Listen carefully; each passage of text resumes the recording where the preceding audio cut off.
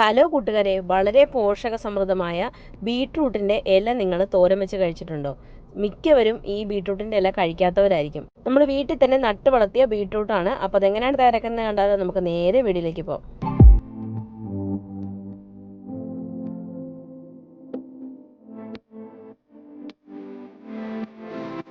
അപ്പോൾ അതിനായിട്ട് നമ്മൾ ബീട്രൂട്ടിൻ്റെ മേളിലത്തെ ആ ഇലയാണ് എടുക്കുന്നത്. ഇലയോട് തണ്ടോട് കൂടി ചേർത്തിട്ടാണ് കേട്ടോ എടുക്കുന്നത്. അപ്പോൾ ഇത് നമുക്ക് അരിഞ്ഞെടുക്കാനായിട്ട് രണ്ടായിട്ട് വേണം അരിഞ്ഞെടുക്കാൻ. ഇതിൻ്റെ തണ്ട് വേറെ, ഇല വേറെ ആയിട്ട് വേണം അരിഞ്ഞെടുക്കാൻ. ഈ തണ്ടിന് കുറച്ച് വേവുണ്ട്. അപ്പോൾ ആദ്യമേ തന്നെ നമുക്ക് തണ്ട് അരിഞ്ഞെടുക്കാം. എല്ലാം നല്ലതുപോലെ കഴുകിയെടുത്തതിന് ശേഷം വേണം ഇത് കഷ്ണിച്ചെടുക്കാൻ വേണ്ടി കേട്ടോ. അപ്പോൾ നമുക്കിതെല്ലാം ഒന്ന് അരിയാൻ വേണ്ടി നല്ലപോലെ കഴുകിയെടുക്കാം. അപ്പോൾ അത് നല്ലപോലെ കഴുകി തണ്ട് വേറെ ഇല വേറെ ആയിട്ട് മാറ്റി വെച്ചിട്ടുണ്ട്. ആദ്യമേ തന്നെ നമുക്ക് തണ്ട് അരിഞ്ഞെടുക്കാം കേട്ടോ. തണ്ട് അരിഞ്ഞതിന് ശേഷം നമുക്ക് ഇല അരിഞ്ഞെടുക്കാം.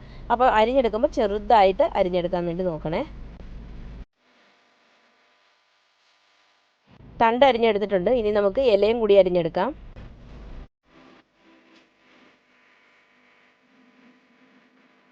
അപ്പോൾ ഇലയും തണ്ടും എല്ലാം അരിഞ്ഞ് മാറ്റി വെച്ചിട്ടുണ്ട് കേട്ടോ. ഇനി നമുക്ക് തയ്യാറാക്കാനായിട്ട് തുടങ്ങാം. ഞാനിവിടെ ഇപ്പോൾ തോരനാണ് തയ്യാറാക്കുന്നത്.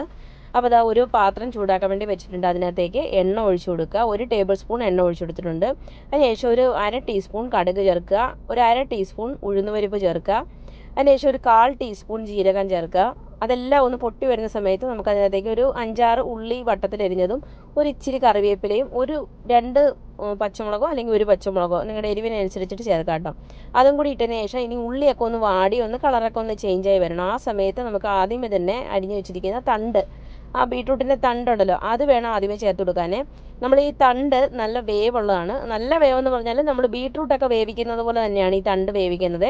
അപ്പോൾ ഇച്ചിരി വേവുണ്ട്. നമുക്കിത് അടച്ച് വെച്ചിട്ട് ഒന്ന് ലോ ഫ്ലെയിമിൽ വെച്ചിട്ട് വേവിച്ചെടുത്താൽ മതി. വെള്ളമൊന്നും ചേർക്കേണ്ട ആവശ്യമില്ല. വെള്ളമൊന്നും ചേർക്കാതെ തന്നെ അതിനകത്ത് തന്നെ വെള്ളമൊക്കെ ഇറങ്ങി വരുവേ. അപ്പോൾ ഇവിടെ തണ്ട് നമ്മൾ നെക്കി നോക്കുമ്പോൾ അതൊന്നിങ്ങനെ നെങ്ങി വരും. അതാണ് ആ വേവിൻ്റെ പരുവേ. അപ്പോൾ അതൊന്ന് നമുക്ക് നെക്കി നോക്കാം. ഇത് നെങ്ങ് വരുന്നില്ല, ഇച്ചിരി കൂടി വേവാനുണ്ട് കേട്ടോ.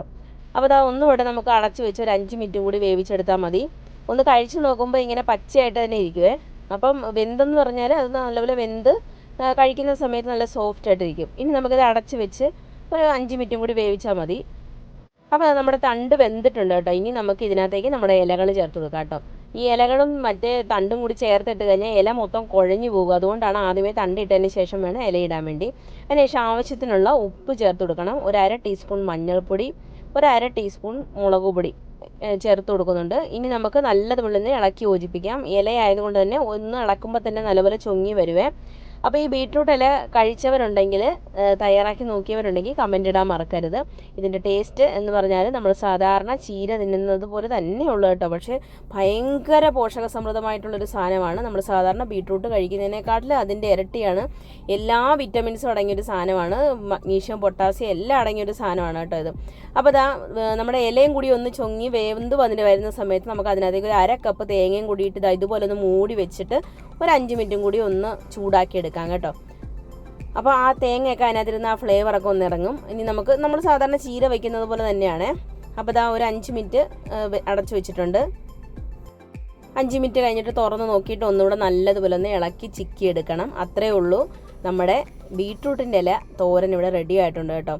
വളരെ പോഷക സമൃദ്ധമായിട്ടുള്ള, ഞാൻ എപ്പോഴും പറയുന്നില്ല, അത്രയും ഗുണങ്ങളേറിയൊരു സാധനമാണ്. ഇതിപ്പോൾ ഞാൻ വെറുതെ നമ്മൾ വീട്ടിലിരുന്ന് ബീട്രൂട്ട് ചീത്തയാവുന്ന ആ കിളിപ്പ് വരുന്ന സമയത്ത് നമ്മൾ കൊണ്ടുപോയി വെറുതെ കുഴിച്ച് വെച്ചാൽ മതി.